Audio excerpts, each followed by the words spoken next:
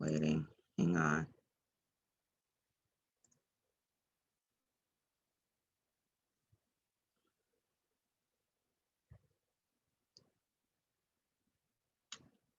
Okay. All right. Good evening, everyone, and thank you for joining us for part 2 of our mental health, substance abuse, mini seminar, mini training series. So anyway, my name is Kendall Berry. I'm CASA Advocate Manager for Appomattox County and Campbell County, and I handle some Lynchburg cases as well. And for those who aren't familiar with CASA, we're court-appointed special advocates, and our job is to advocate for what's in the best interest of abused and neglected or children that are at risk of being abused or neglected. And throughout our cases, mental health and substance abuse touches the lives of just about a vast majority of our families. There's mental health issues and substance abuse issues. And if even if you're not working in a job in that capacity, mental health and substance abuse touches all our lives in some type of way. Either you know somebody or somebody's in your family that's been affected by those issues. They are either going through those issues now, they have gone through those issues, or they will at some point in their life go through those issues. So it touches our lives every day. And we just want to take a few minutes to talk about that. And tonight we have with us for the second part, and she was here the first time, Ms. Rebekkah McLellan, and she is a instructor at Lynchburg University, mental health and substance abuse. And we had such a informative session the last time that we thought that maybe we should have a part 2. And tonight we'll discuss some treatments and just some of the fads with substance abuse, and we'll go over some mental health treatments and substance abuse treatments. And tonight we have a smaller audience, so I'm hoping that we can be more interactive. If you have any questions or any comments, please, you can raise your hand or put your question or comment in the chat box, and we'll address it as we go along. So without further ado, Ms. Rebekkah McLellan. Hi, everyone. I guess, so I'm Rebekkah, like Kendall was saying. I teach at Lynchburg College, University of Lynchburg, drugs and behavior management. I've just kind of revamped the course a little bit. And it's funny, some of the things I'm going to be telling you today, I just taught my students this week. So it's all fresh. And I got new data for this year, or actually for 2020, since 2020 was a different year for everyone. Substance abuse and fatal overdoses went up an incredible amount, which it's very sad, but it shouldn't be shocking. If it's something that shocks you, then we need to watch the news or just look at people a little more. So tonight, we started the other version, the other little lecture. We talked about children in general. We talked about the mental health burden in the United States. We talked about it a little bit in Virginia, but unfortunately, Virginia doesn't have a ton of information available. The statistics aren't really there in a huge way. So we had to use the United States, but knowing that Virginia does have a problem. We also talked about risk factors and protective factors. So what puts a child at risk, and then what pulls them back from that risk. Are they funny? Are they resilient? Things like that. So tonight we're going to do, I have one set that's going to be like drugs, the children in our community, and then we'll go into prevention and treatment. I may, since it is a smaller group this time, and I actually am seeing most of everybody's names this time, I may ask questions that won't be rhetorical. So I may say, who knows what a gateway drug is? And if you click on, I had just found it, reactions, and show me by raising your hand or putting a thumbs up or something like that, so that I know you do, then that would be great.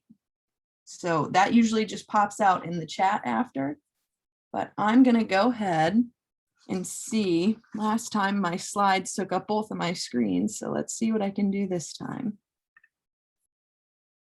Oh, let's see. Can I get co-host access, please? I can't share my screen.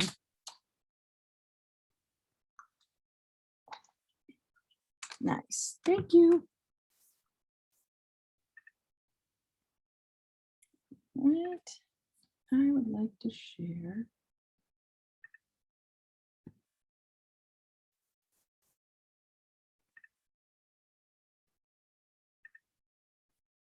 Oh.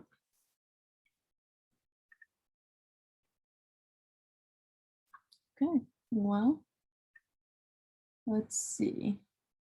It looks like I'm sharing my screen, but I cannot see you guys anymore. Oops.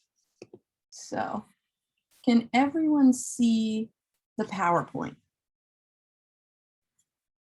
I can't see anybody anymore, so if you want to just... Yes, we can Yes. see. Yeah. Thank you. Thank you. Yep. All right, so like I said, gateway drugs. So people say some people are like, well, there's no such thing. There is a such thing as a gateway drug. So a gateway drug is the drug that you try first. It's your starter.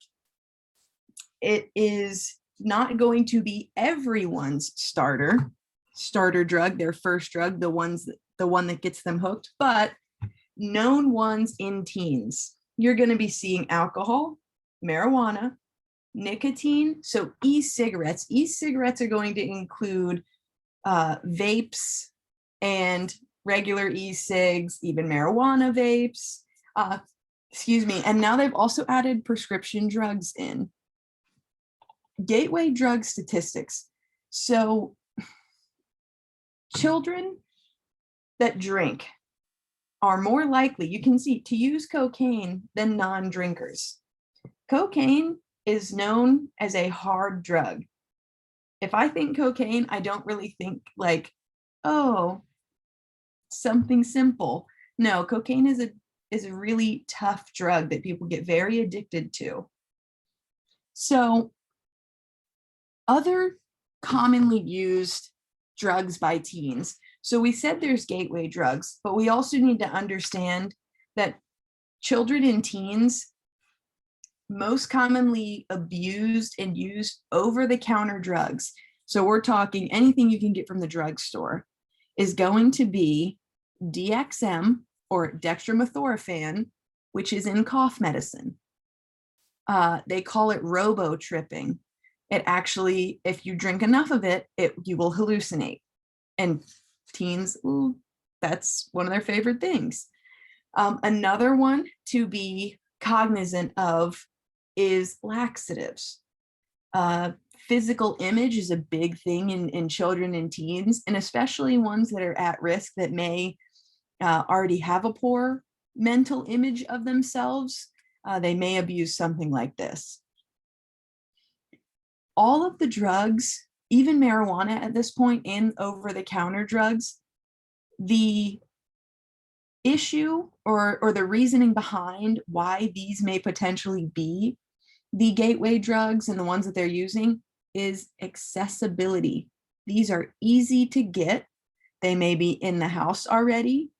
They can go to the store and get them. They have an older sibling. There are people in the neighborhood who have it. They go to a friend's house. The friend's parents have it. It is there. It is easy to get. It is not difficult. So gateway drug statistics just in the United States. You can see adults that used a gateway drug are up to 323 times more likely to use cocaine. Whereas you see 12 to 17, these kids that use gateway drugs are 266 times more likely than someone who hasn't used these. And almost 90% of cocaine addicts use 3 gateway drugs first. So just knowing that gateway drugs truly are the beginning is what we need to know. Now for Central Virginia. It's important for us to know that which of the drugs are going to be most common in our area.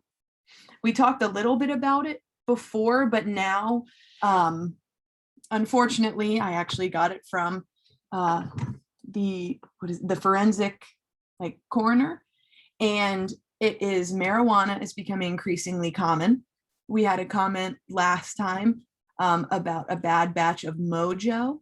So that is synthetic marijuana going around. So synthetic marijuana is something you can get literally at the gas station. So it's very common and easy to use. Alcohol, nicotine. So nicotine, even in more so in the form coming in vapes now. Those are very trendy and accessible. They're very small, easy to hide. Prescription medications. So we're talking, this could be someone's anxiety medicine. That's what an anxiolytic is. An antidepressant, so even benzodiazepines, opioids, and stimulants are what people are going to be abusing and using more in our area. Depending on where you live, I live in Amherst, which is a very small little place. They love meth here. They like it a lot. So in some areas, meth is going to be more prominent than others. And cocaine, which is also a stimulant, just not a prescription. So you all are going to be working with very specific populations. So it's good to know what kind of individuals are going to be at greater risk for drug use. So children, unfortunately, even if it is a stable single parent home, that child is still more likely to use drugs. Foster children, that may be intuitive, but if it's not, these children, even if they get put in a better situation than they came from, it is still traumatic. And what had happened to them before and sometimes after is traumatic, hence increasing their risk for drug use in their lifetime. Inner city youth. So, or this is also talking about children that aren't involved in anything bad themselves, but they see violence regularly. They're walking, it's dangerous for them to walk home. It is, I go to school, I get on the bus, I get off, I go immediately in my house. LGBTQ, it's actually, I missed the letter, now it's IA+. They are at a greater risk for drug use and alcohol. They tend to smoke more, even with tobacco. So things to look out for, even in young adults. Kids are mean, frankly. And it's an awful thing to say, but kids are mean. And so if there's anything even potentially different about you,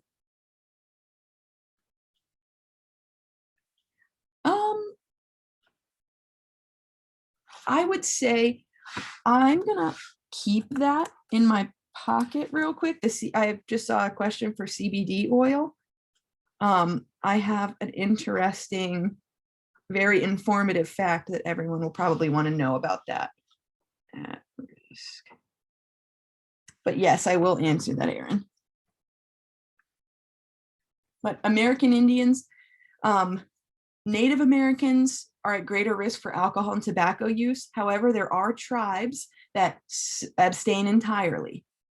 Elderly, they're at risk for alcohol abuse, opioid and sedative abuse. Opioid and sedative, they're at greater risk for using these to commit suicide.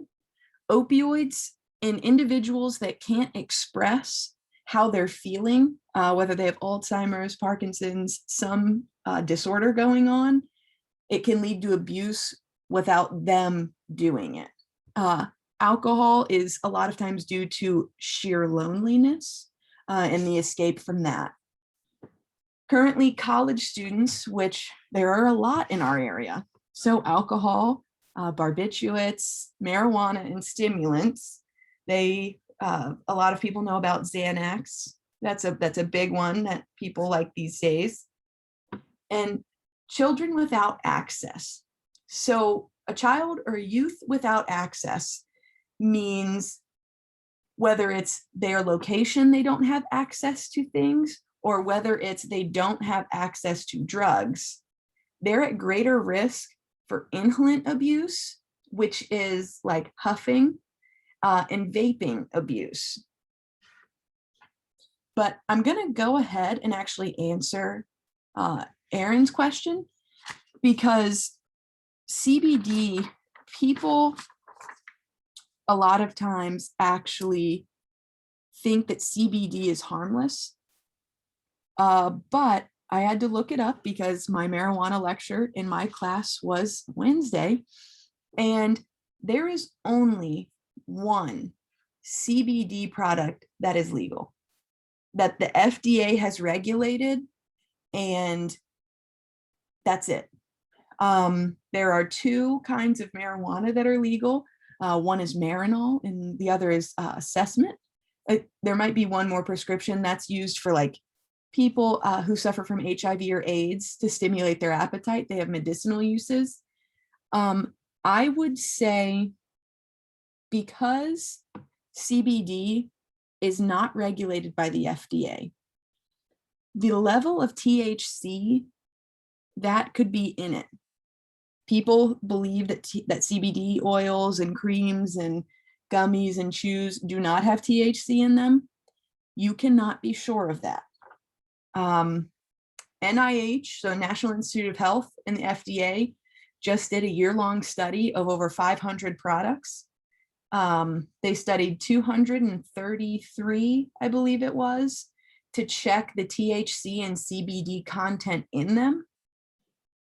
Fewer than half of those 200 had within 20% of the amount of CBD that they said, and only a few of them, and actually a few of them didn't contain THC, which they're not technically supposed to contain THC at all. So I'm going to say, in my personal professional opinion, using CBD that is unregulated, which is most of them, should be considered a risk, because there is the potential that there could be very, very high levels, enough to be psychoactive in CBD.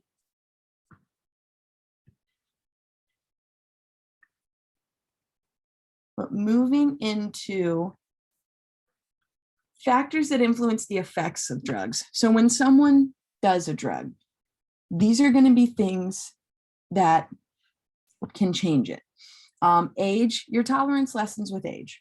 So it's going to affect how a drug disperses and your metabolism and things in your body. Gender, a great example of this is alcohol. So that's why women can drink less than men can without being the same level of intoxicated. Dosage, so the amount of a drug consumed. Potency.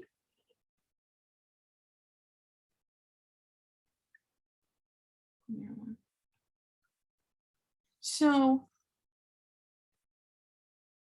I think I was going to say, I'm going to answer Nikki in 2 seconds. But potency usually goes with purity. So you've got potency is saying morphine is more potent than ibuprofen. It's a great way to think of it. They're both pain relievers, but morphine, you only need a very little bit of it to produce a response.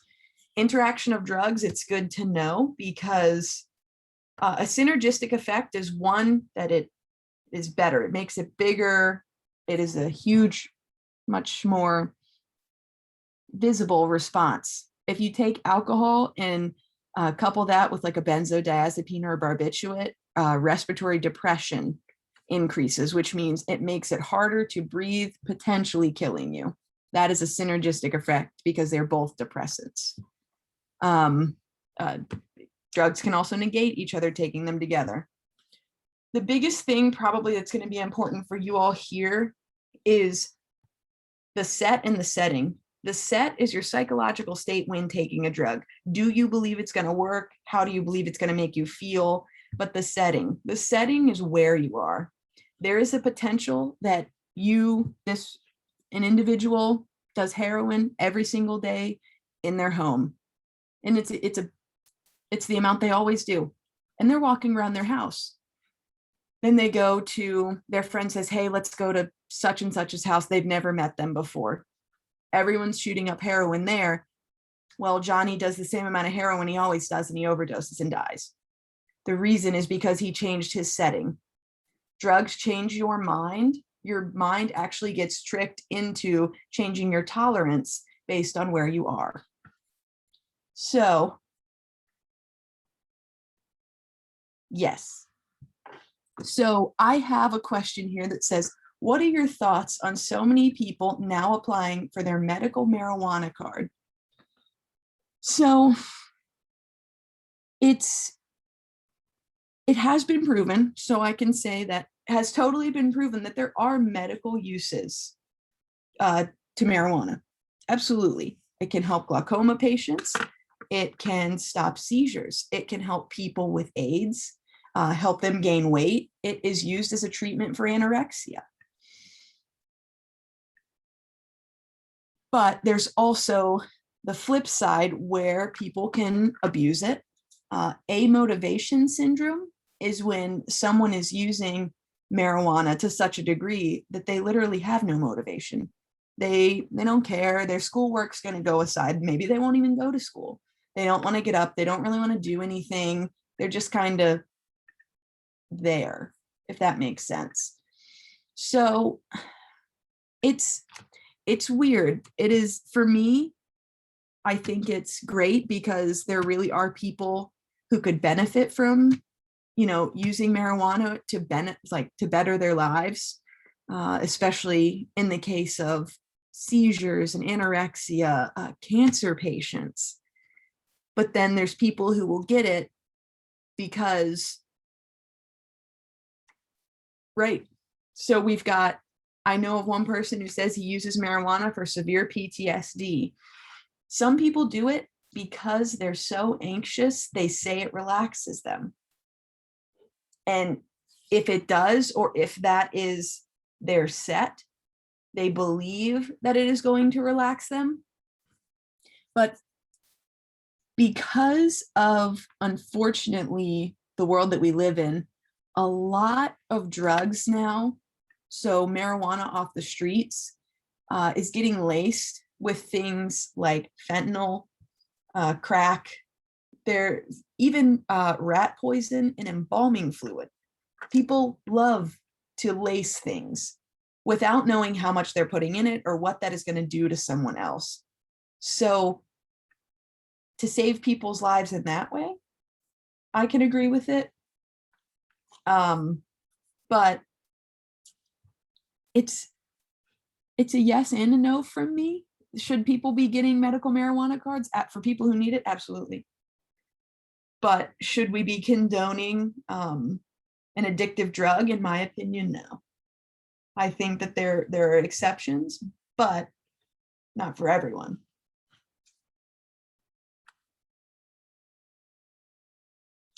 So, potential long-term effects. So this is overarching of drug use. So I want to be clear that this isn't, I'm not saying if someone is just using just one drug. This is kind of pooling them all together. You can die from using drugs. Imagine. You could suffer tremors, memory loss, your risk of incarceration goes up, loss of support, homelessness. Homelessness and loss of support more than likely come from the fact that it gets to a point where your family just goes, we don't know what to do.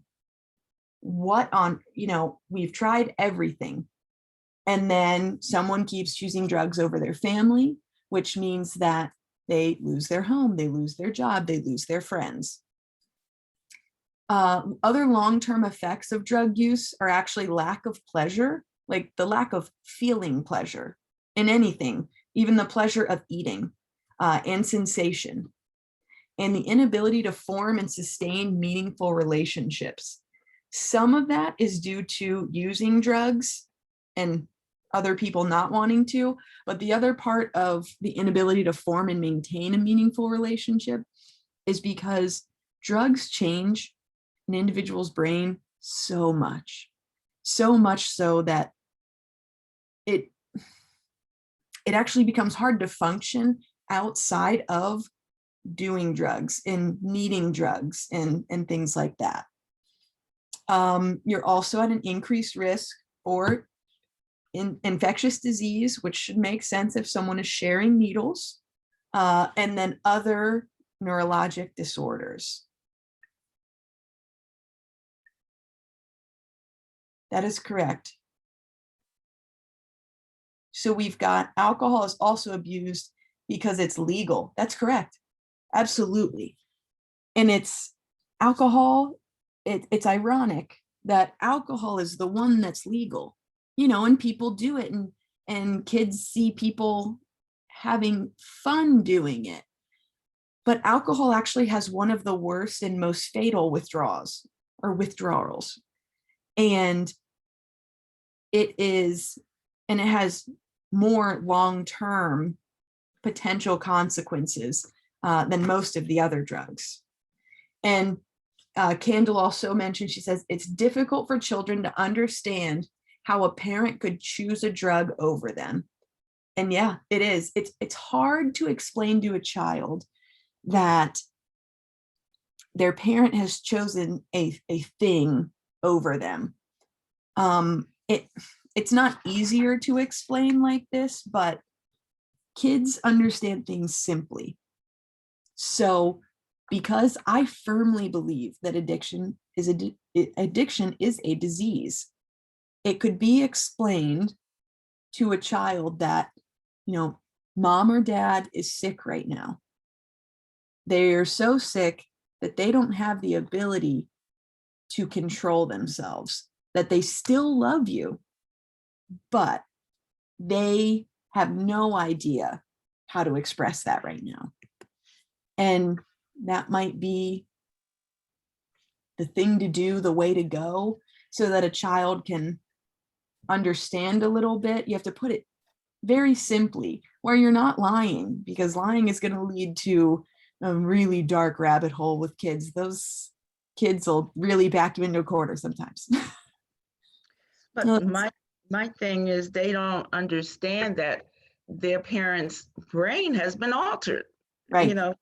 Be altered, although their parent may want to stop, desperately want to stop, but because the drug, just to feel normal, just to get out of bed, they have to do that drug. They have to use that drug.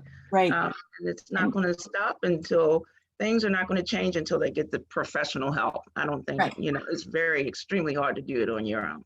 And that's the thing. So with kids, telling them, so breaking that into a simple term, if it's someone that's young, like really young, probably under the age of 10 or 11, depending on how mature they are, it could be something like explaining it that mom or dad or, whomever is in the situation, that, say, oh, well, do you remember when such and such got a broken arm?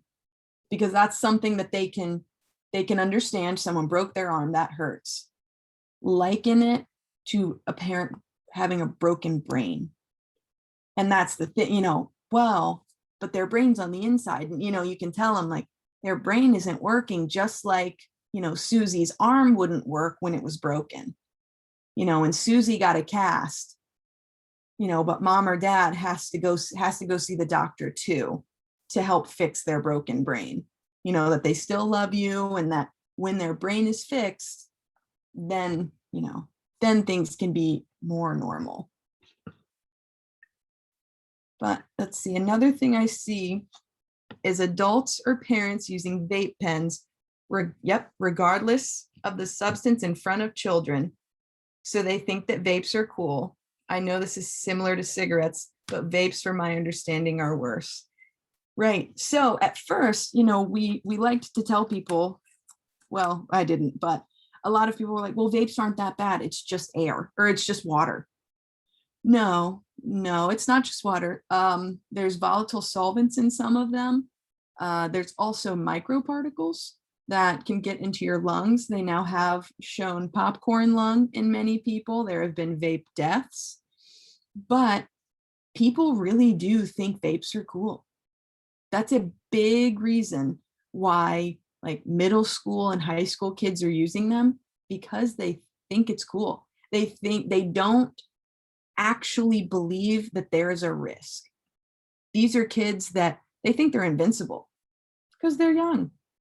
So it's hard to get them to conceptualize that a vape, this is what I told my soccer kids. I coached at Jefferson Forest High School.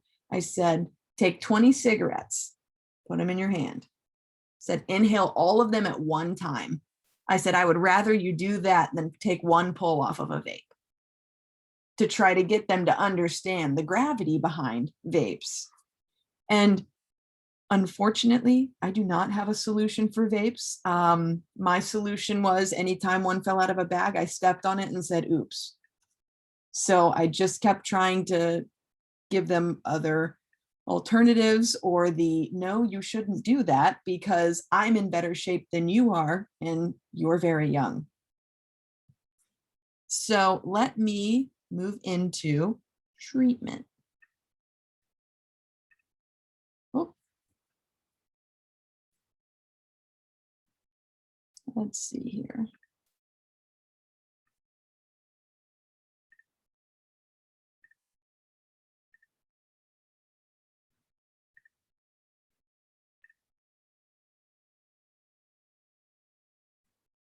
This is not the one I want.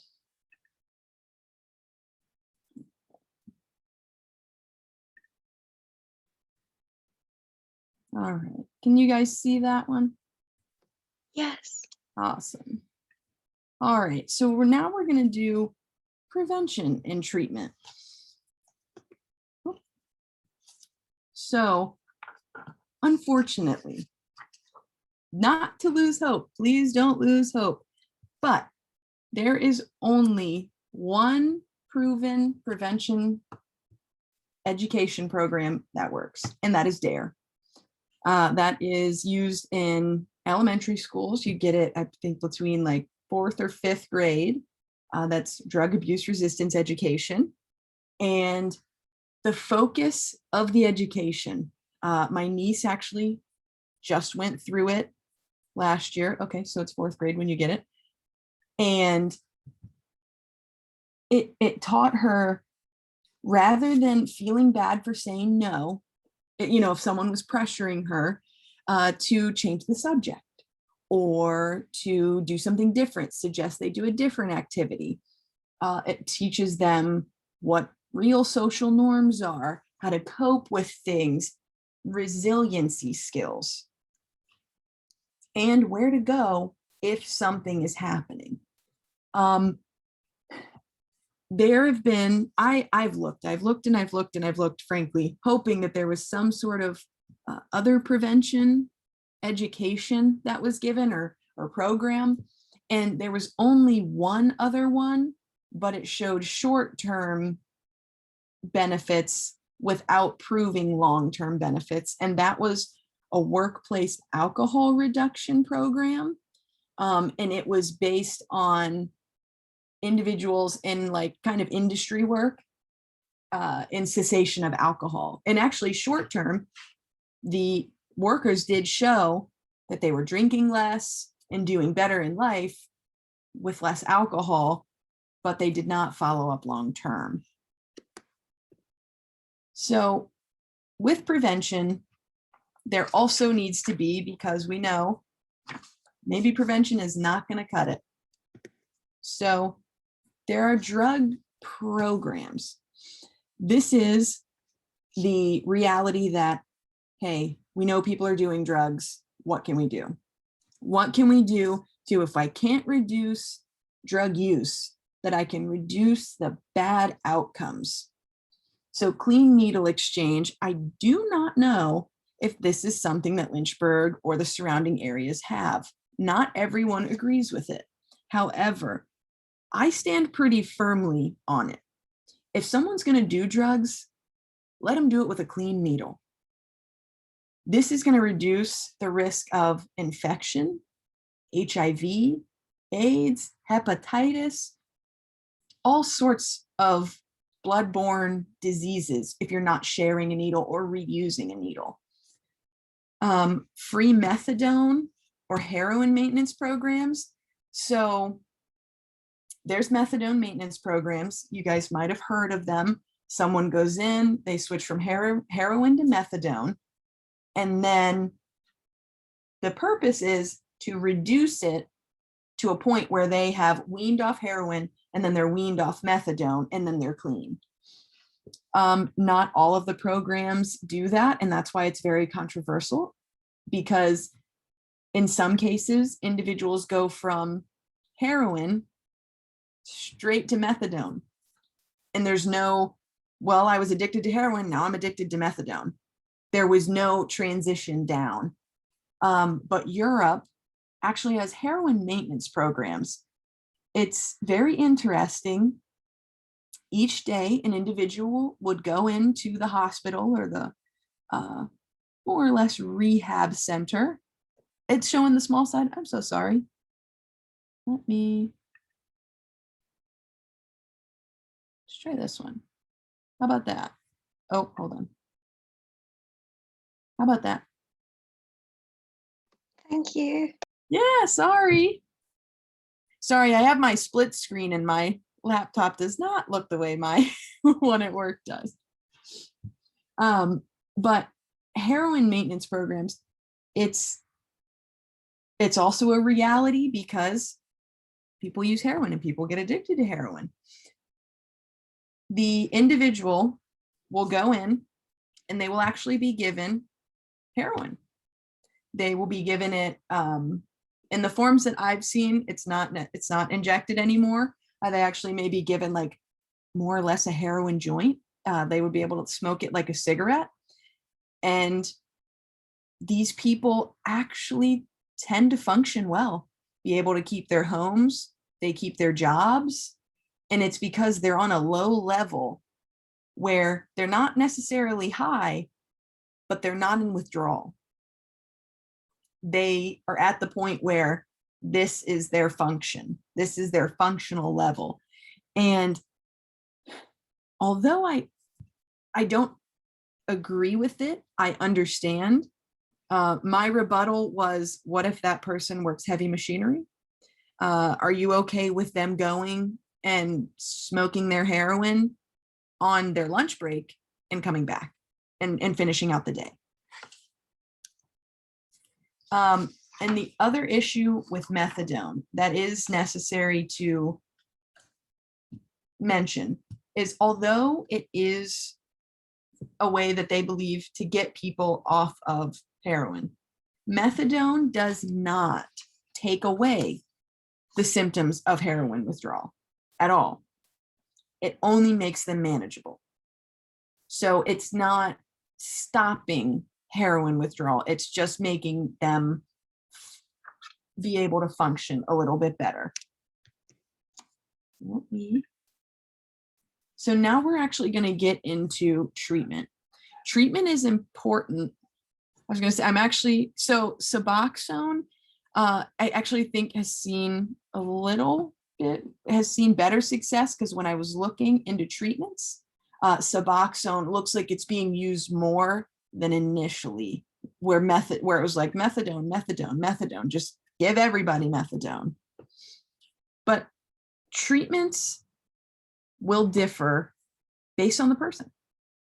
I don't believe, I'm sure there will be treatments that look similar, but treatment is about behavior change.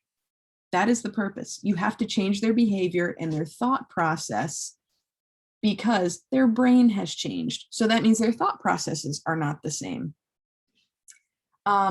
Treatment could consist of vocational training, employment training, mental health services.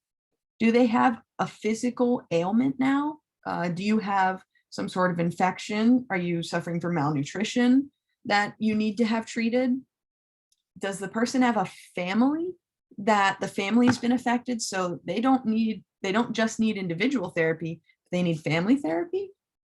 Or do they need intense therapy due to their lack of support? Maybe they need some social training now. People cannot be successful without changing three things: people, places, and things. Why? The why is because these are your triggers.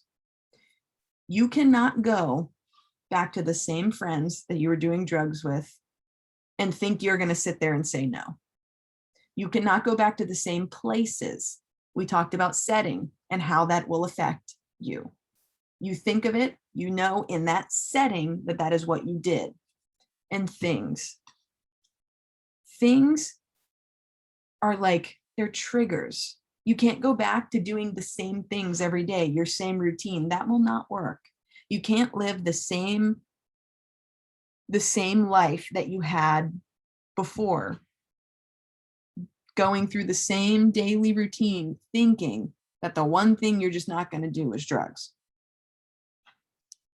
Yeah, and so we have the same problem with Suboxone as methadone. It's being prescribed to a patient for extremely long periods of time. So the caveat to what I was just reading is, in some instances, I have case studies and things I have my students read over, and there was an individual who actually had she was on methadone for 10 years. That's an incredible amount of time, but that was her success story. Over those 10 years, she got her life together. She got her kids back. She has a house now. She attended school. She has a stable job, and now she's clean. But it took 10 years of, you know, working with her doses and changing it along the way. But right. But Amy says Suboxone and methadone is better than death. Yes, absolutely. But they're still addicted. What if they just overdose on methadone? What if they still die? So that's the, you know, we're just getting people addicted from one thing to another. So treatment types. We could talk about treatment types till we literally turn blue. So we've got inpatient or residential. Absolutely. Keeping people alive is crucial, but also reducing the amount of addiction and people on drugs is also crucial. Getting us to the point where we have a more functional society is what we're looking for. Breeding resilient individuals and resilient children. So we've got inpatient, outpatient. There's partial hospitalization, which may also be known as intensive therapy, sober living communities, 12-step programs, Alcoholics Anonymous, Narcotics Anonymous, life skills coaching, drug replacement, CBT, which is cognitive behavioral therapy, social skills, group, family, psychiatric intervention. But now we're going to actually talk about the treatment types in Central Virginia. So I spent an incredible amount of time today making sure I knew what was available, because it's so important for us to know. So in the area, you've got Pathways. So Pathways is through Centra. It is residential. It is only 15 beds. There is attached to that, you have the Centra Medical Group Addiction Treatment Center. They offer inpatient, which would be through Pathways, intensive outpatient, and what's called medical stabilization. Medical stabilization is if someone is suffering from a health issue along with their addiction. And so they would be detoxed for about 3 to 4 days, and then they transition them out. They transition them either to a residential facility or outpatient care. This is the only one through Centra, which I could be wrong, but I really was looking, that will take Medicaid or Medicare. All of the other, the outpatient treatment and even the residential treatment, on Centra's website, it does not say Medicaid. It says most private insurance is accepted. Private insurance is not what a lot of people that are going to have. And so we have other options, thank God. There's the Lynchburg Comprehensive Treatment Center. So it's actually, they have multiple clinics. There's one in Roanoke, there's one in Lynchburg, and this is for individuals that are 18 and older. They use methadone and Suboxone, like we were just saying, for narcotic and opioid treatment, but it's called comprehensive because they offer intense therapy with it. They can offer different kinds of therapy on a spectrum. So we're talking like family therapy, individual therapy, group therapy, skills. It's not just you're going to detox and then we're going to really hope that all of the psychiatrists in Lynchburg who have the wait list of 6 weeks right now are going to be able to see you in 6 weeks and hope you haven't relapsed by then. No, we're saying you're going, this is where you're going to get your care. There is also Addiction Allies. They take Medicaid. They have multiple locations. There's one in Lynchburg. There is one in Charlottesville. This is also comprehensive treatment. They offer intensive outpatient. Intensive outpatient compared to just outpatient. Intensive outpatient means that either, depending on the time, so now in COVID, I don't necessarily know if they're coming to your house still or you're going to the clinic, but this is hours and hours of your day. You're either spending in group therapy, individual therapy, you are receiving, they're in your face. They're all over you. You're getting tested daily. They are present. And the good news is they are starting a residential program as well. Roads to Recovery is also in Lynchburg. Their website actually says, we want to help you regardless of whether you can pay or not. They do take insurance, and that is, an absolute discussion. But in my experience, we have a lot of people in need of all of these services that can't get them because they don't have private insurance.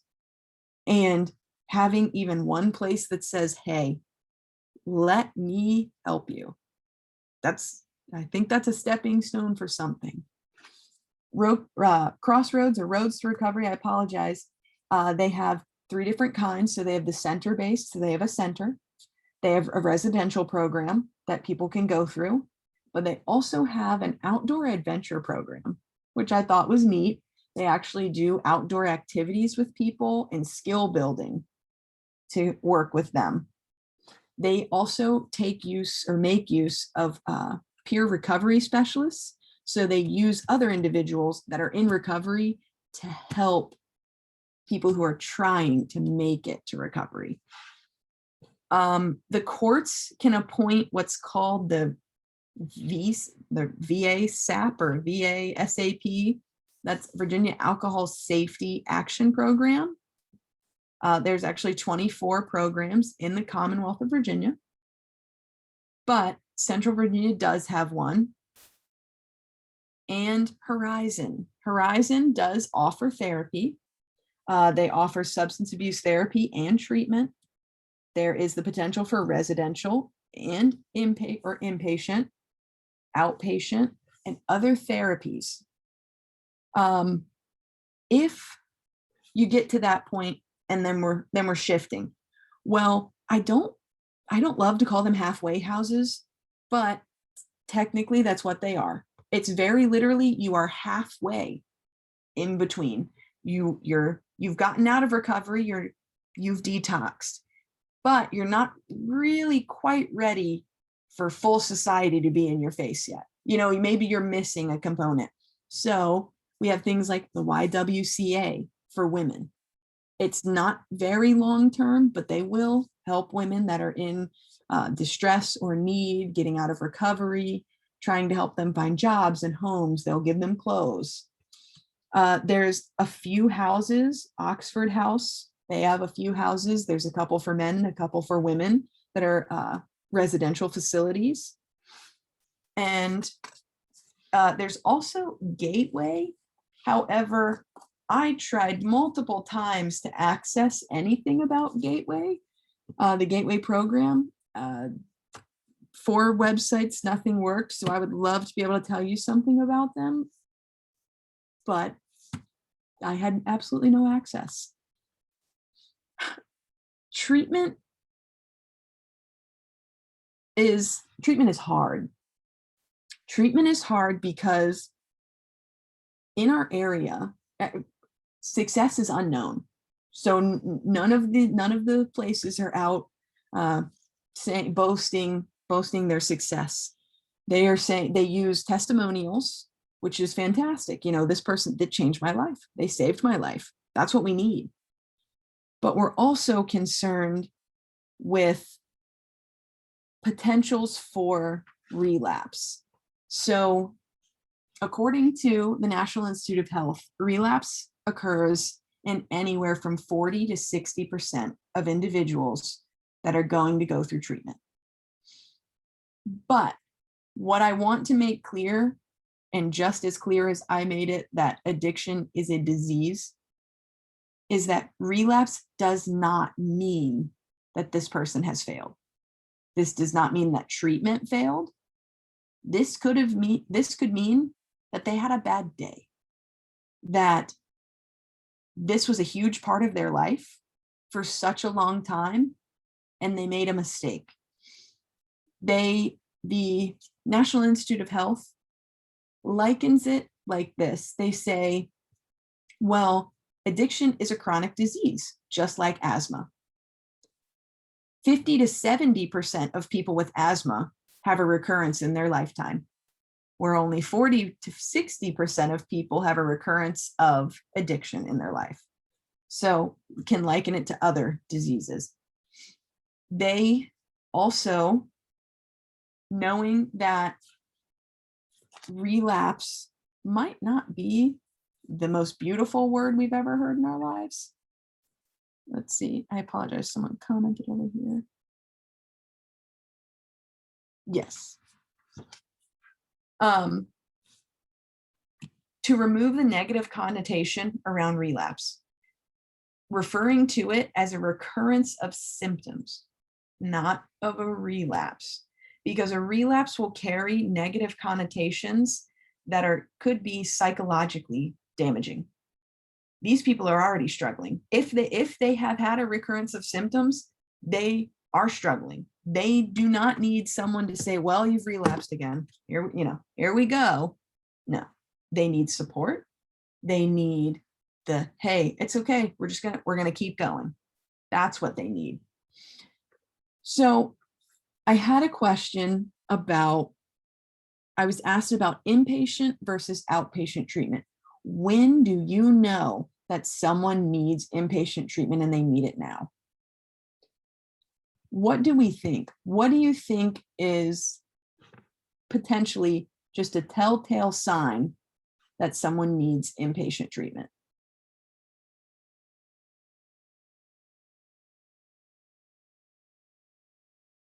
You can stick it in the chat. You can unmute.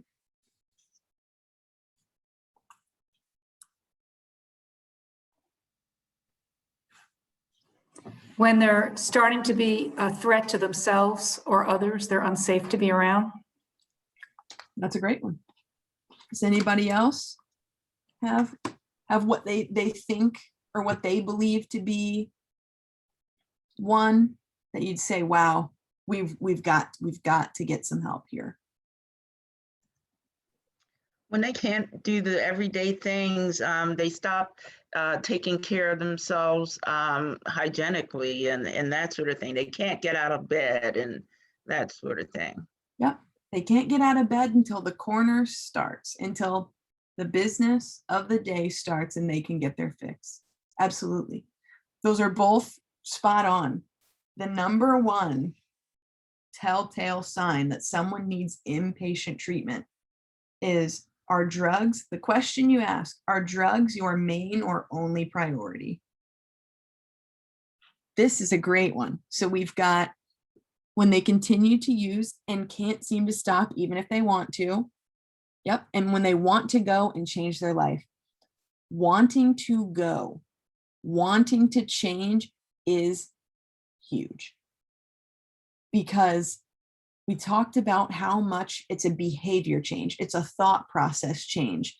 If someone doesn't want to go to begin with, I don't know how much you're going to change their mind once they're there. Unless that's some really, really awesome therapy, or there's other like alternatives that they get into. And then once they're there, they change their mind. Sure. But when there's a case of neglect with children, absolutely. If there's a point where things have gotten so far that we're not taking care of our kids, whether it is abuse or just neglect, bets are off. If you're not seeing, if a parent is not seeing the disconnect here, the difference between right and wrong, these are signs. These are signs someone needs inpatient help. They need, drugs are more important. That's a sign.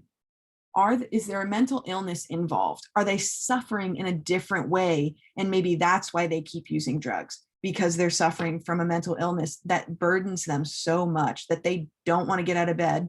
So they're doing drugs, and then they're really not getting out of bed because now they're addicted to drugs. Are they, another one that some don't think of is, are they starting to take, or have you seen that they're taking more and more drugs? Is their tolerance increasing?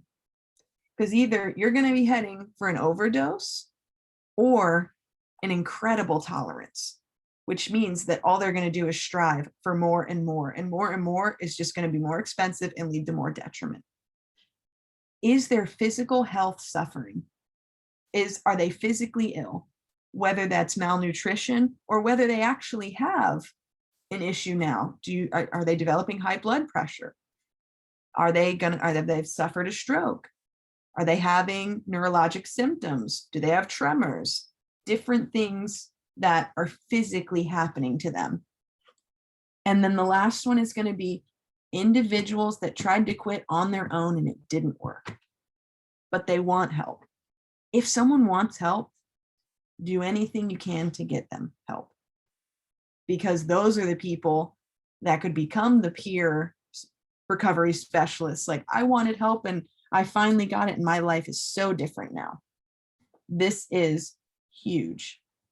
But so some places allow, admission without it being voluntary, which part of me agrees with, because I totally think some people should just be made to go. But because participation is necessary, that's hard. Participation is necessary, so we want people to voluntarily go, or at least agree at some point to go, and then we'll make the moves to get some help. I had a question about pregnancy or postpartum substance use and treatment.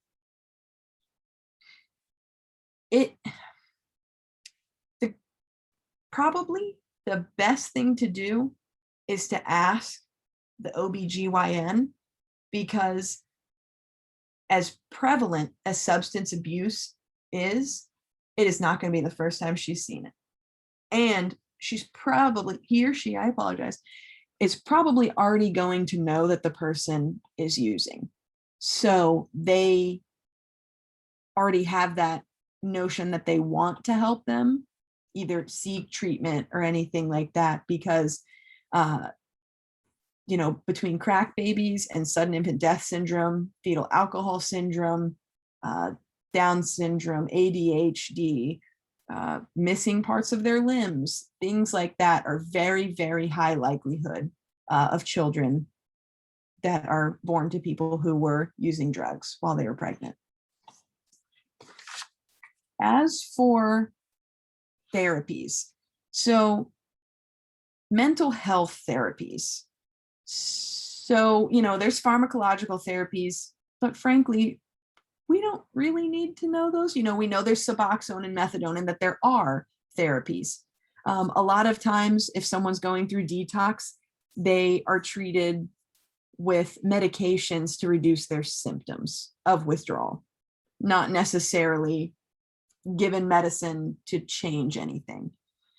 But because no single treatment is right for everyone, there is not, and it kind of sucks, no one size fits all. We would have a lot less problems if there was one treatment that was just awesome for everyone. But they have been doing an incredible amount of research and in the last 5-10 years to prove what therapies work the best and for which drugs. So evidence-based therapies.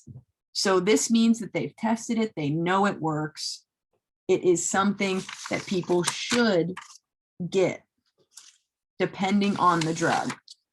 So we've got cognitive behavioral therapy. This is literally like a thinking thought process. Let's change that kind of therapy, which is what drug abuse treatment is. They have motivation enhancement therapy as one of them. Community reinforcement. So that is a 24-week intensive program that they go through with group therapies and things like that. One I thought was very interesting was it's called contingency management intervention or motivation incentives.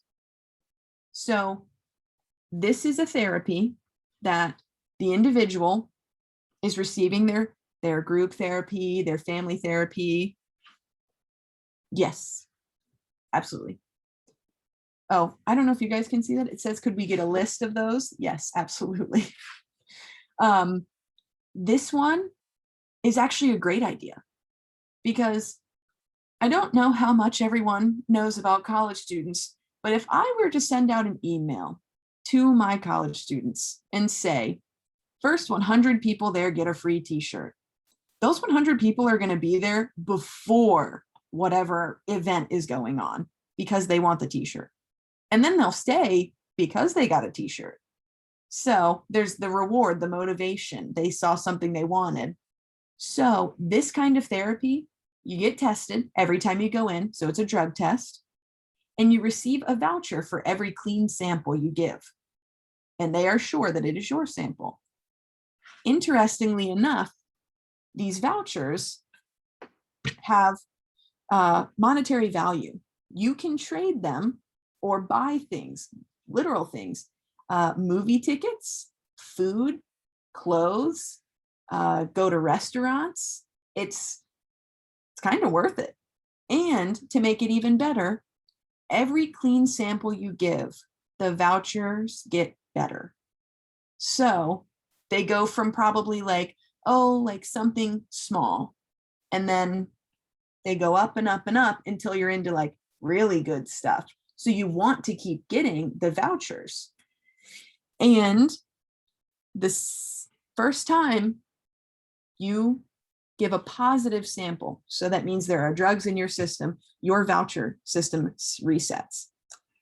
And you go back to the bottom. It doesn't matter whether you were all the way at the top or not. They also have the motivation incentive, which is every clean sample you give, you draw. And you draw, and it's something from $1 to $100. And they tested because we're saying, oh, well, these people already have an addiction. Is this going to give them a gambling addiction, drawing, oh, well, I'm going to give you clean pee and I'm going to get something from it. They did prove that that will not happen. Luckily they did prove that. They have a matrix model is another one. The matrix model is very interesting. It is very literally just a learning model. You go to therapy and you learn about addiction, you learn about the brain, you learn about how to change it, you learn about recovery. And they say that educating people that are motivated enough, it helps them decrease use. They also use 12-step facilitation therapy. Another big one, family behavior therapy. So this gives positive results in adults and adolescents because it's going to deal with not only substance abuse, but childhood mistreatment. So someone's mistreating the child. There's family conflict, someone suffering from depression, conduct disorders, maybe someone's unemployed. This is where the family gathers, they receive therapy together. The family, or even maybe it's just the individual that is causing a problem, they will set a goal, and when they achieve it, the reward is given by their family, which is what reinforces that they did a good job because the family's at a disconnect. So imagine a family that's broken. The individual that maybe broke it, we'll go with that. I don't like that, but the individual that is needing the most treatment needs that praise. But the family also needs to see that they're working towards something. They really are trying. And then they achieved that goal. So then they keep setting goals and they talk through how they got there. If they didn't achieve it, what they could do. We've also got, because all of this, it was in looking, I'm like, okay, so we've got treatment for our adults. And that was kind of it. And I was like, well, that's not super helpful. Aren't there kids that are on drugs too? Yes, there are. So there is evidence-based therapy based on adolescence. So it shouldn't be surprising that these therapies are going to focus hugely on family. So there's multi-systemic therapy, multi-dimensional family therapy. Multi-dimensional family therapy literally means that mom could be getting substance abuse treatment while getting individual psychological therapy, while the children are getting psychological therapy, and they're all in family therapy together. So it's multidimensional because everybody is getting something a little bit different. It's focused on them, but their group of counselors or psychiatrists have zoomed out and said, what does each person in this family need for them to be successful? And each person gets individualized therapy with all the common goal of helping the family. They have brief strategic family therapy, functional family therapy, if there is family dysfunction, creating literal function in the family again, giving them tools, tactics to create a good family environment again. There's adolescent community reinforcement approaches and assertive continuation of care. So why do kids need therapy? Kids need therapy because it has been proven that 2/3, so 66% of children experience a trauma by age 16. And so we're not saying that they're experiencing something absolutely life-altering. No, a trauma could be they were bit by a dog. A trauma could be that they were in a car accident or they were almost in a car accident. But a trauma could also be a sexual assault. A parent died. Something terrible did happen to them. Trauma in children can affect them for a lifetime. This increases their risk of lifetime dysfunction in almost every way. If they can't function to go to work, if they can't function, their social relationships will suffer. And these children have been proven to have an increased risk of substance abuse disorder, substance use disorder. So these kids need therapy. There is a situational realization people need to have that, and in any trauma, kids might be timid after, like with a dog bite, they might be scared of dogs for a little while until they realize that not every dog is going to attack them. So distress for a short amount of time until they build their confidence back up is okay. It makes them resilient. But prolonged distress is not okay. That is when these children are traumatized to the point that they need mental health help because they probably have post-traumatic stress disorder. And they will not go on to, for the most part, the majority of those children do not go on to be hugely social, successful, functional individuals unless they receive therapy. So outside of the evidence-based therapies that we talked about, there are kind of cool ones that they use now in some of these therapies and outside of it. Because for some people, the only way that you're ever going to get to the really hardcore therapy is if you kind of do a light one first. Art therapy. Maybe the kid really likes to draw. People end up, if they start to get comfortable and they're doing that kind of therapy, they will start talking. People always start talking when they're doing something that they like. There's animal-assisted therapy. Children, an example is like service animals for children with Down syndrome so that they don't physically harm themselves. The dogs will come up and either, get their attention, move their hands away, things like that. Equine therapy. It's new, it's awesome. Movement-focused therapy.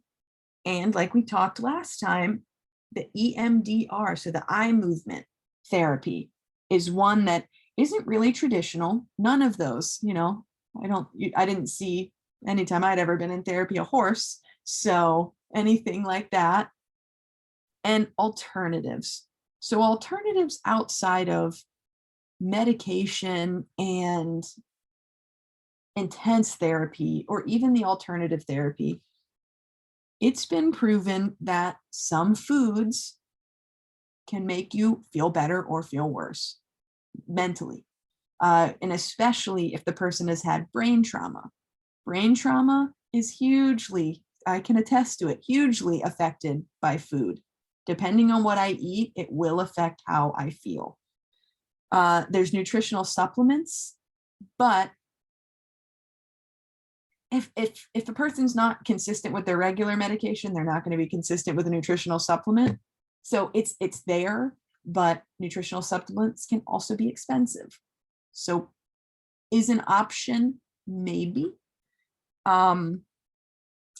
If someone is medication compliant, just tricks would be like using the pill, like a pill box, just morning, day, and night, or, if that's how many times they're taking it, to increase their compliance so that they can see how many days they have not or have not taken, and then reward for compliance, whatever it is. It works. Pavlov and his dogs and B.F. Skinner showed that reward works. Someone does something good, if you hand them a piece of chocolate, they're probably going to do it again. If you hand them a piece of chocolate the second time, they're probably going to do it again. So reward, whether it's a food reward or, well, if I don't see, if I see all of these little slots empty, then we can go do this on Friday, or we can rent a movie, or we can do this. Those kinds of incentives to entice someone to become more compliant might be necessary or appropriate. So, do we have questions? And yes, I actually have links and all sorts of stuff all set in an email to go to Candle. Got a ton of little stuff for her to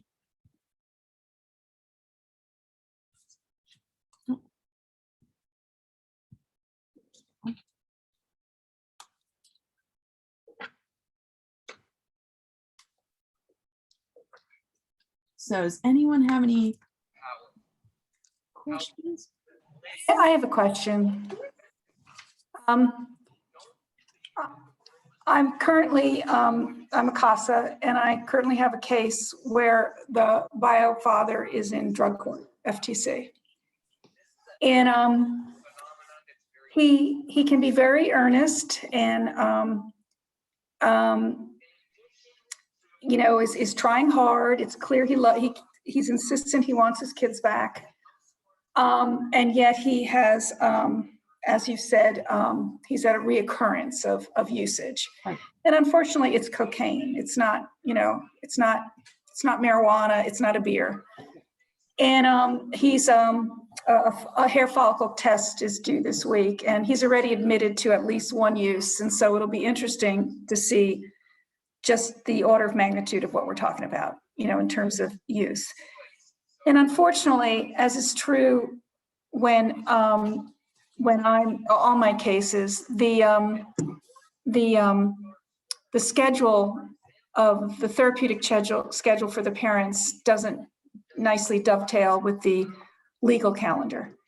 And so we're going to a hearing next month. And we're also at 24 months of the case. So we're already exceeded the timeline. And so it's that, you know, heartbreaking dilemma of being compassionate to the recovery of someone struggling and the needs of the children. And, you know, and we're probably going to give them another extension because he's trying. And the drug court has been very, very compassionate and very, you know, very forgiving, very tolerant. And yet we're at 24 months. So I don't know if I've got a question or just thoughts on, you know, words of wisdom with regard, because the children have IEPs and they were developmentally delayed at all levels, physically, mental, emotionally. And they're doing very well right now in their foster care. But the latest cognitive evaluations stress the need for continuation of stability and safety so that they can continue. It's not like they're all well now, they're just doing better. Right. So they can continue to progress and not lose what they've achieved. Right. So I'm finding myself, sorry for the word, but I can't think of anything else. Sorry for myself feeling uncomfortable. I'm the hard ass in the room because everyone else is praising the dad and all the great work he's doing. And I'm looking at these children who are kindergartners who you know, and they will be a challenge. They are ADHD, right, you know, the whole bit. So they would be demanding to raise in the healthiest of families. Absolutely. And so to put them into, I think you get my point here, where I'm going here. It's just the dilemma of the heartbreak of these cases, because again, I'll repeat myself, the biggest challenge is the legal timeline, right, as it does not align with the therapeutic. So so how many times has dad had a recurrence in this 24 months? He it's more complicated than that. He got out of prison. Okay. He was in prison the first year. Okay. And so he hasn't had a full year, and he entered FTC in the fall. he had a slow Yeah. to get to the game, so it's and COVID has certainly complicated things, and they've had other extraordinary problems trying to find housing and this and that. Right. So there's been a lot of obstacles, but he's only really been a participant in the process in the last less than a year. In your opinion, so this will have nothing to do with love, because when it comes down to it, parents love their children, no matter what. Does he want his children because he thinks it's the right thing to do, or does he want his children? I will say that he is lovely with the children. The supervised visitation report that he's a moderating force. The mother gets quickly overwhelmed because the children there's 3 of them, and they're like whirling dervishes. Right. And he will get overwhelmed too, but he's slower to, and he's a good moderating presence. He rolls with the children better. Right. And so and one of the children is not his own biologically, and he treats that child as his own. Right. So he shows the potential to be a loving parent. Right. But it's 1 hour, 2 hours a day, Right. twice a week. Right. It's not 24 hours a day. So I tend to also be just I believe children, if they can be with their families, they should be. Absolutely. Yeah. But mom and dad have to have the ability to take care of them.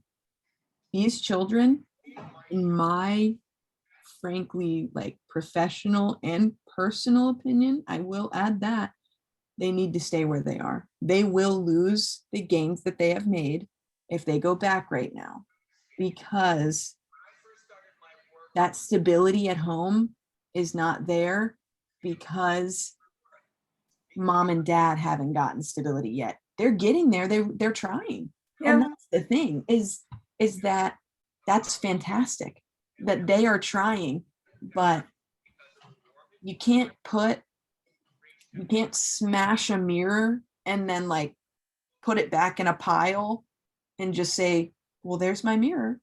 That's not, their family is still, dad's still working on himself. He is not to a point where he's confident in his ability to resist, to remain in recovery. And the kids need the stability to honestly better their resiliency before they get into a situation where it's going to be stress for everybody. Three kids, they're, 3 little kids with ADHD, they're hard. And so that's going to be a lot of stress, and stress is going to be a trigger for a recurrence of symptoms in a big way. Can I ask, what do you think is, I know it's individual. There's not like a formula, but how many months of being clean before one could entrust parents to an unsupervised visitation? Is there a rule of thumb? No, it will depend, because the level of mental illness is different with people. So, say that there was mental illness there, but that's under control. It was comorbid, but everything was pretty, going pretty well. I would first increase hours of time together, to see, well, if you're together for 4 hours, for this many hours, how is everybody? And then go into it. But it is, I wish there was a formula, but treatment and recovery is not the same for everyone. My sister detoxed in jail. And then after that,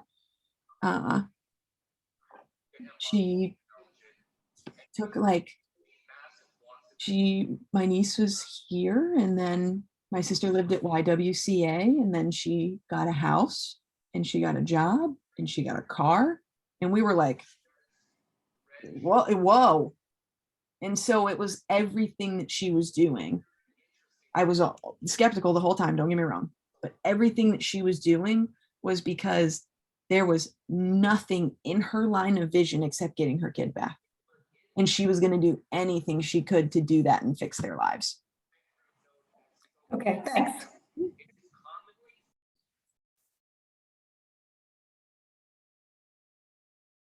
Yep.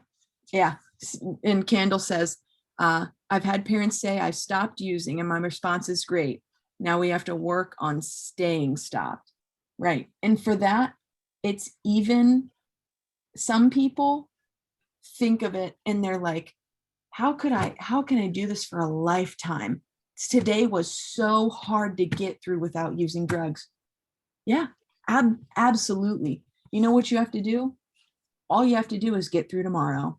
And then when tomorrow comes, maybe they need a phone call that says, hey, we made it through tomorrow. You know what we have to do today or tomorrow? All we have to do is get through one day. If one day is overwhelming, all you have to get through is this moment right now, this hour, clean. Okay. All right. It's been 60 minutes. Got 60 more.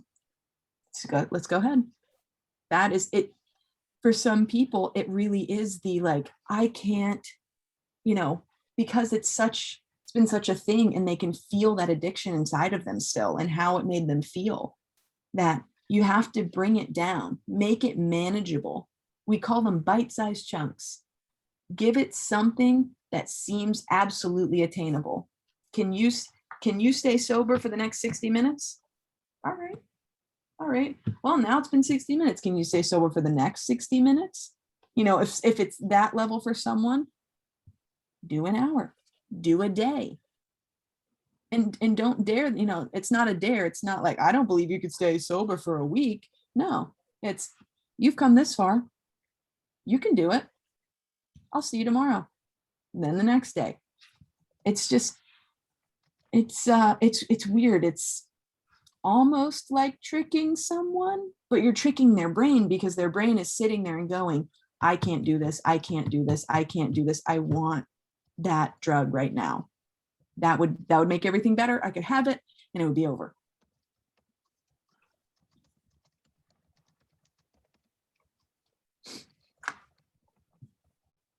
Does anybody else have any questions or comments? Yes. It's interesting. We talk about children so much, and I'm sure some people have wondered why I haven't talked about children, like just kids, because everyone's environment impacts their entire life. Like an example is noise pollution. People, if you hear the things that you're hearing are polluting your mind. That's why, like, if someone's TV that you don't know is on in the background, or they're having some off the wall conversation, and then down the road, you remember that and you're like, I did not feel that way. And you remember that it was them. That's noise pollution. People are affected, whether we know consciously or subconsciously that it's happening.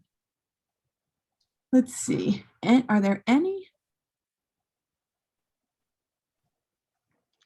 Oh, yes, everyone will get proof of their attendance certification. We'll get that out to you as soon as possible. So as long as we have your email address or your name, when you signed up, we got the email addresses. So yeah, just your name. And as I asked in the beginning, if your name is not on the screen, then if you would drop it in the chat box, that would be great. And we can get those certificates to you as soon as possible. But no, it's just been great. Thank you so much, Rebekkah. I really enjoyed this seminar and looking forward to doing some others with you as well. And I think you made mention of one that was entitled, what was it? I'm having those hard conversations. So I'm really, I had a lot of interest in that. Yeah, those conversations and being working with CASA, we have to have those conversations daily. So it would be nice to do a seminar on that as well. Let's see. Yeah. Let's see. I know Kim had commented. She asked if there's any treatment programs available for individuals getting out of jail or prison. So not currently using, but know that they may return to their old patterns without help. So this is exactly an example of the changes of people, places, and things. Yes, if there is any way to set them up with counseling, with therapy, because we're not saying they need substance use therapy or substance abuse therapy. We're just saying that they may need the encouragement or someone to go to and say, hey, I haven't used in a long time, but now I'm around all these old friends and I'm doing this and I really want to be different. Other resources would be reaching out to even like the Pathways program and things like that to see if they have something or have like groups that people can attend that are in a similar situation. That would be a really good thing for them. And also for those individuals, finding out the level of family support.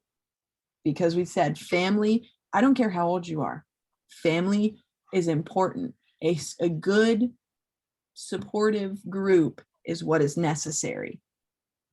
And let's see. Will you be emailing? Kendall, is it possible when I send you the links for the evidence-based therapies with their proof of attendance? And I will look up, is that, so in Kentucky? Is there a certain area in Kentucky?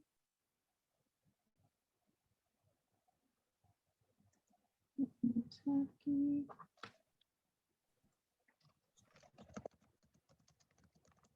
Okay. I will look up. What's the major city near there?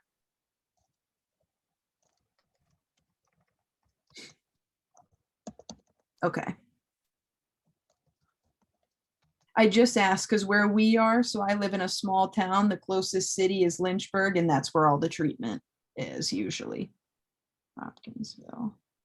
Let me see. If you want to shoot me, right.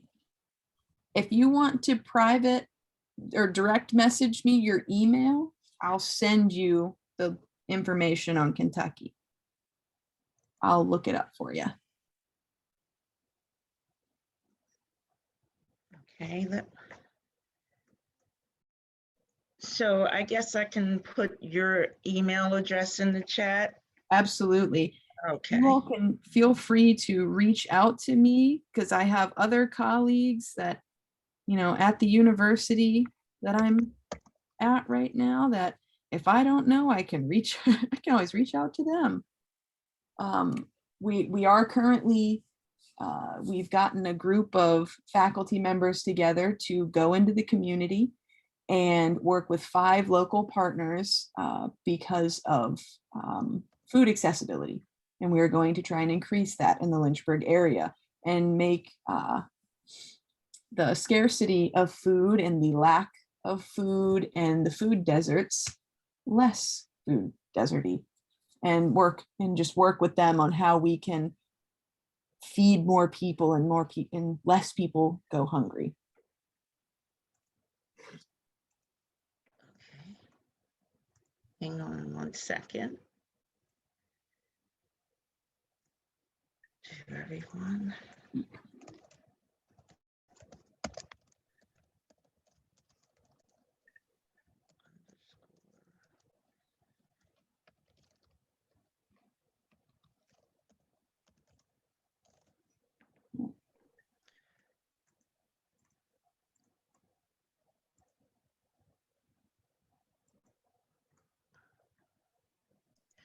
Rebekkah, could you put your email address in for us in the chat?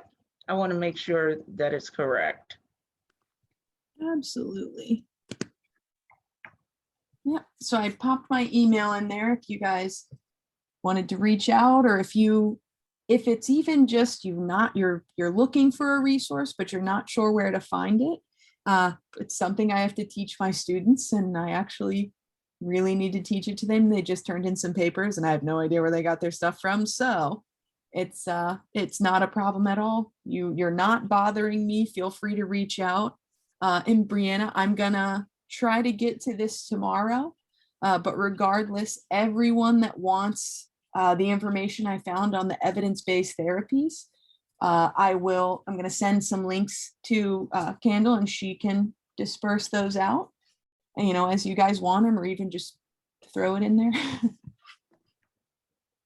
Okay. So if anyone, if there's no, does anyone have any more questions or comments? So this is a great little tidbit. I'm actually going to spell my email out for anyone who watches later and can't see the chat.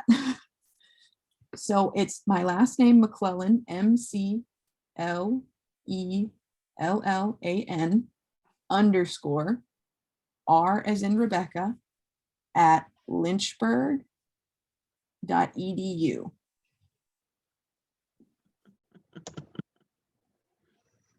That was a great idea. It was. Yeah, I didn't even think of that. Oh, they won't see the chat. That's right. Oh, so thank you for that. I really appreciate that.